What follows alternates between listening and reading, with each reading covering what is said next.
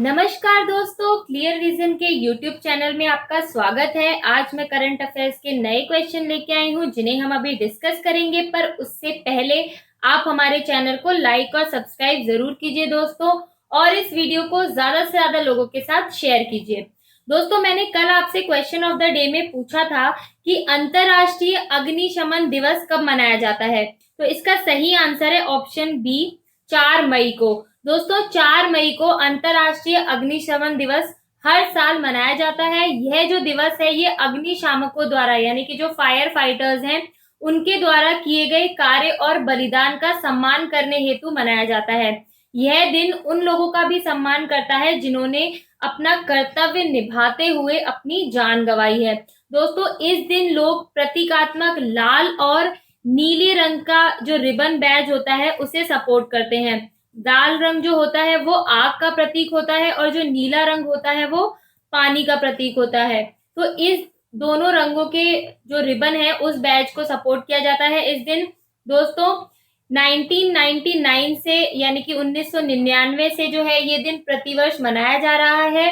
दोस्तों, यह दिन तब अस्तित्व में आया था जब 2 दिसंबर 1998 को ऑस्ट्रेलिया के विक्टोरिया लिंगटन में एक जंगल में आग लगने के कारण 5 अग्निशामकों यानी कि 5 फायर फाइटर्स की मौत हो गई थी, जिसके चलते 1999 से प्रतिवर्ष जो है वो ये दिन अंतर्राष्ट्रीय अग्निशमन दिवस मनाया जाता है।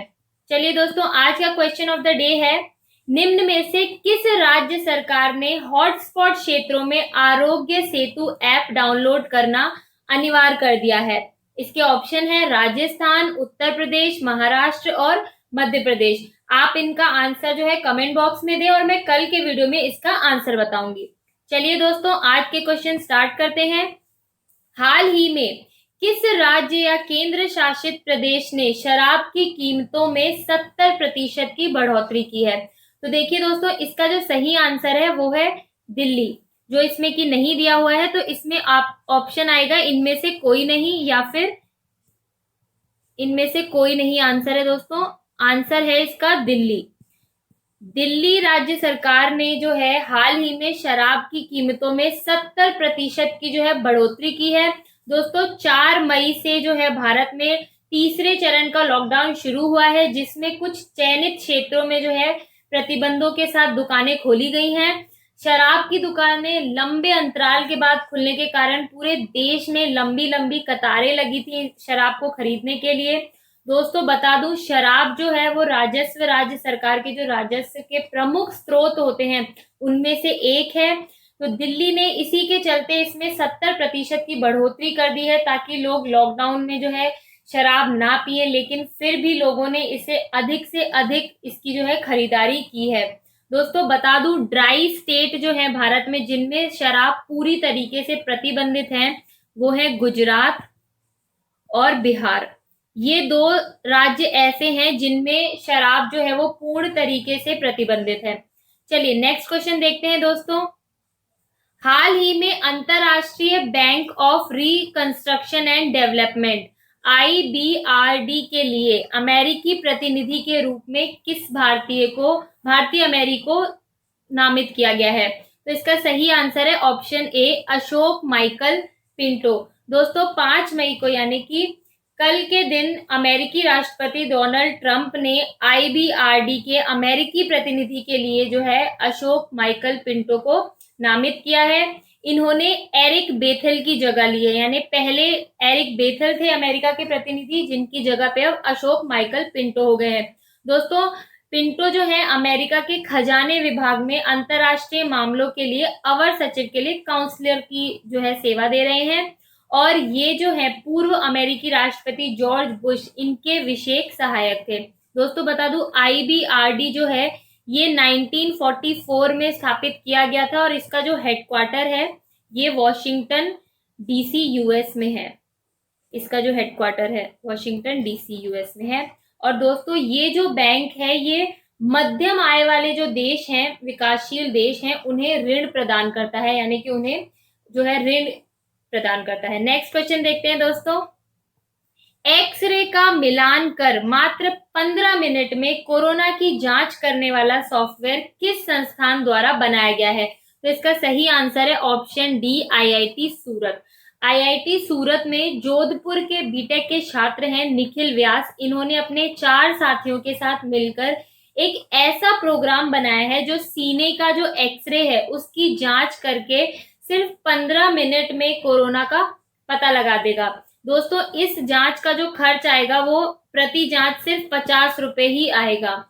इसमें कॉलेज जो प्रोफेसर हैं ज्योतिर्मय बैनर्जी, इनकी मदद से इन्होंने आर्टिफिशियल इंटेलिजेंस और डीप लर्निंग से ये प्रोग्राम तैयार किया है। इसमें लगभग 500 विदेशी रोगियों का डेटा है, क्योंकि भारतीय रोगियों का डेटा इन्हें नहीं उपलब्ध हो पाया था, जो कि ओपन साइट पे अवेलेबल नहीं है। इसलिए 500 विदेशी रोगियों का जो डेटा है वो इन्होंने इसमें फीड किया है।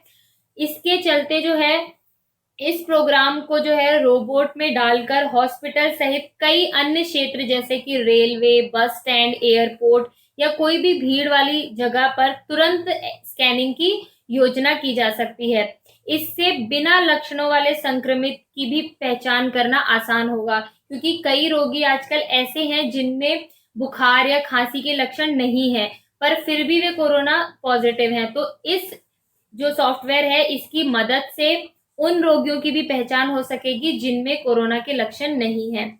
और यह जो प्रोजेक्ट है इसी के तहत मानव संसाधन विकास मंत्रालय को भेजा गया है। चलिए नेक्स्ट क्वेश्चन देखते हैं दोस्तों। हाल ही में राजस्थान में प्रसार भारती के कितने आकाशवाणी केंद्रों को बच्चों की पढ़ाई के लिए निशुल्क प्रसारण की सहमति दी है? तो इसका सही आंसर है दोस्तों ऑप्शन ए, 25। राजस्थान में प्रसार भारती ने अपने 25 आकाशवाणी केंद्रों को जो है निशुल्क प्रसारण की अनुमति दी है। अब विद्यार्थी रेडियो पर भी जो है पढ़ाई कर सकेंगे। शिक्षा विभाग द्वारा 30 जून तक रोज लगभग 55 मिनट की जो है वो क्लास चलाई जाएगी, जो कि स्टूडेंट्स को 1 क्लास से लेके 12 क्लास तक के जो स्टूडेंट हैं उन सबको इससे लाभ मिलेगा। सूचना एवं प्रसारण मंत्रालय की मंजूरी के बाद राज्य को इससे 5 करोड़ की जो है वो बचत होगी, क्योंकि ये जो स्लॉट दिया गया है ये निशुल्क है। इसके लिए राज्य को कोई भी कीमत नहीं चुकानी पड़ेगी। दोस्तों, आकाशवाणी की शहरों में अलग अलग फ्रीक्वेंसी होती है, जैसे कि जयपुर में ये 101.2 हर्ट्ज पे सुना जाता है, वैसे ही अलग अलग जगहों पे इसकी अलग अलग फ्रीक्वेंसी होती है। और बता दूं दोस्तों, राजस्थान जो है आकाशवाणी से निशुल्क स्लॉट लेने वाला पहला राज्य बन गया है। चलिए नेक्स्ट क्वेश्चन देखते हैं दोस्तों। रिलायंस जियो में फेसबुक के बाद किस अमेरिकी कंपनी ने 1.15% की हिस्सेदारी खरीदी है? तो इसका सही आंसर है दोस्तों option C, Silver Lake. Silver Lake जो कि एक अमेरिकी कंपनी है, इसने हाल ही में जो है रिलायंस के 1.15% की हिस्सेदारी खरीदी है। दोस्तों, फेसबुक ने जो है अप्रैल में इसकी हिस्सेदारी खरीदी थी, जो थी लगभग 9.99% की।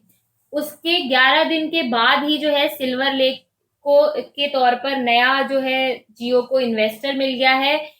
दोस्तों, सिल्वर लेक ने 5655 करोड़ रुपए जो है वो निवेश किए हैं और 1.15% की हिस्सेदारी ली है। यह जो डील है ये फेसबुक से ज्यादा जो है ज्यादा वैल्यूएशन पे हुई है।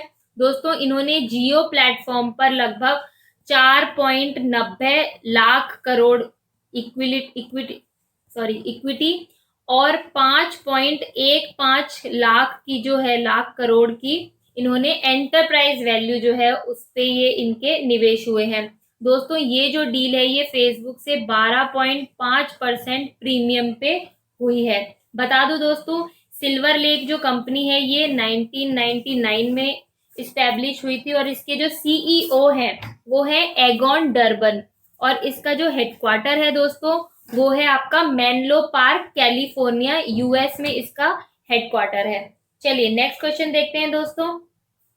हाल ही में किस संगठन के द्वारा रासायनिक मुक्त और तेजी से कीटाणु शोधन के लिए अल्ट्रावायलेट कीटाणु शोधन टावर यानी कि यूवी ब्लास्टर विकसित किया गया है? तो इसका सही आंसर है दोस्तों option A, DRDO. Defence research organisation जो है हमारी देश की अनुसंधान व विकास संगठन यानी कि defence research and development organisation, इसने हाल ही में यूवी ब्लास्टर नाम का एक ऐसा रासायनिक मुक्त और तेजी से कीटाणु शोधन के लिए टावर विकसित किया है जो जो है कंप्यूटर या इलेक्ट्रॉनिक जैसे उपकरण, जो कि हम जिन्हें रसायन के तौर पर रसायनों वाली विधियों से इनको हम कीटाणु मुक्त नहीं कर सकते हैं, उनके लिए ये टावर लॉन्च किया है। दोस्तों ये ब्लास्टर जो है उन कार्यालयों में सहायक है जहां पे हम रासायनिक विधियों से कीटाणु शोधन नहीं कर सकते हैं। इस टावर को जो है दूर से मोबाइल या फिर लैपटॉप या कंप्यूटर की मदद से जो है इसे संचालित किया जाएगा। दोस्तों इसमें 43 वॉट के 6 लैंप लगे हैं जो कि 360 डिग्री यानी कि चारों तरफ जो है रोशनी तरंग देते हैं और लगभग 554 nm का जो है यूवी रेडिएशन यानी कि अल्ट्रावायलेट किरणें जो है वो उत्सर्जित करते हैं।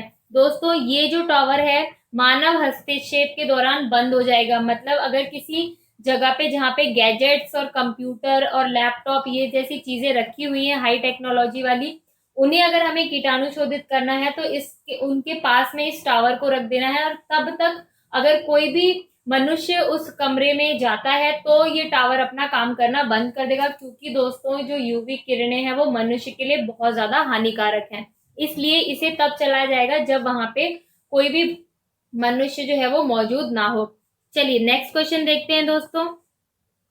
हाल ही में निम्न में से किस समूह या कंपनी के द्वारा आरोग्य सेतु मित्र का शुभारंभ किया गया है? तो देखिए दोस्तों इसका सही आंसर है ऑप्शन डी, उपरोक्त सभी। हाल ही में जो है तीनों टेक महिंद्रा, स्वस्थ और टाटा समूह, इन तीनों ने मिलके एक प्राइवेट पार्टनरशिप के तहत आरोग्य सेतु मित्र नाम का एक पहल शुरू की है जो कि मुफ्त कोविड-19 से कोई भी संबंधित अगर कोई भी परामर्श है वो प्रदान करेगा। तो इसलिए इन तीनों ने मिलकर एक पार्टनरशिप में जो है ये जो प्लेटफॉर्म है ये लॉन्च किया है। ये तीनों प्राइवेट कंपनी और सरकारी संस्थाओं द्वारा उपलब्ध डेटा के साथ कोविड-19 का मुफ्त परामर्श प्रदान करेंगे। दोस्तों आरोग्य सेतु मित्र जो है वो आरोग्य सेतु ऐप का कोई भी डेटा नहीं लेगी, ये एक अलग प्लेटफॉर्म है। आरोग्य सेतु जो मित्र है ये एक व्यक्तिगत साइट के रूप में काम करेगा, ये कोई एप्लीकेशन नहीं है। दोस्तों टाटा समूह का जो Tata bright digital health network है उसमें से शामिल किया गया है, क्योंकि उसमें कई 100 से भी अधिक जो है डॉक्टर्स के वीडियो ऑडियो चैट और ये सब इंक्लूडेड है, जिसके चलते यहाँ के जो डॉक्टर्स हैं वो लोगों से वीडियो के थ्रू, ऑडियो के थ्रू या चैट के थ्रू भी कनेक्ट हो जाएंगे। टेक महिंद्रा ने भी अपना जो नाइटिंगेल या फिर जो दूसरे हॉस्पिटल हैं उनके डॉक्टरों के साथ वो भी ऑडियो और वीडियो परामर्श प्रदान करेगा। दोस्तों इसमें उन लोगों के लिए भी टेली परामर्श शामिल है, यानी कि टेलीफोनिक कॉल पे भी लोगों को परामर्श मिल सकता है जिनमें कोविड-19 के लक्षण है, यानी कि टेली परामर्श भी इस प्लेटफॉर्म के थ्रू जो है वो लोगों को प्रोवाइड किया जाएगा। नेक्स्ट क्वेश्चन देखते हैं दोस्तों। भारत का पहला समुद्री पुल पंबन रेलवे ब्रिज निम्न में से किस स्थान से संबंधित है? तो इसका सही आंसर है ऑप्शन ए, रामेश्वरम। दोस्तों बता दूं ये पुल हाल ही में इसलिए चर्चा में आया है क्योंकि लॉकडाउन के चलते ट्रेन सेवाएं जो है वो निलंबित हो चुकी हैं, इसलिए रेलवे कर्मचारियों ने जो है इस पुल के रखरखाव और मरम्मत के कार्य में खुद को व्यस्त कर लिया है। दोस्तों यह जो पुल है इसका निर्माण हुआ था 1914 में और इसे 1915 में जो है लोगों के लिए खोल दिया गया था। यह मुख्य भूमि भारत के मंडपम शहर को पंबन द्वीप और रामेश्वरम से जोड़ता है। दोस्तों बता दूं 2010 में जो बांद्रा वर्ली सी लिंक बना था जो कि भारत का अब सबसे लंबा समुद्री पुल है, उससे पहले तक जो है पंबन रेलवे ब्रिज जो था वो भारत का सबसे लंबा समुद्री पुल था। जो बांद्रा वर्ली सी लिंक बना था दोस्तों उसकी जो लंबाई थी वो 5600 मीटर थी और पंबन रेलवे ब्रिज की लंबाई है 2065 मीटर। चलिए नेक्स्ट क्वेश्चन देखते हैं दोस्तों। हाल ही में बैडमिंटन विश्व चैंपियनशिप को 2021 तक के लिए स्थगित कर दिया गया है। तो यह टूर्नामेंट जो है ये कहाँ होने वाला था? इसका सही आंसर है दोस्तों ऑप्शन बी, स्पेन। बैडमिंटन विश्व चैंपियनशिप जो है वो स्पेन में आयोजित होनी है, वहां के एल्वा में कोरोलिना मार्टिन स्टेडियम में। तो दोस्तों ये जो चैंपियनशिप है इसे कोरोना के चलते 2021 तक जो है पोस्टपोन कर दिया गया है, और ये जो टूर्नामेंट है ये अभी अगस्त में जो है पारंपरिक रूप से इसे आयोजित किया जाता है, पर क्योंकि पूरे विश्व में जो है कोरोना फैल चुका है, इसके चलते इसे अब 29 नवंबर से लेके 5 दिसंबर 2021 तक जो है इसको आयोजित किया जाएगा। चलिए नेक्स्ट क्वेश्चन देखते हैं दोस्तों।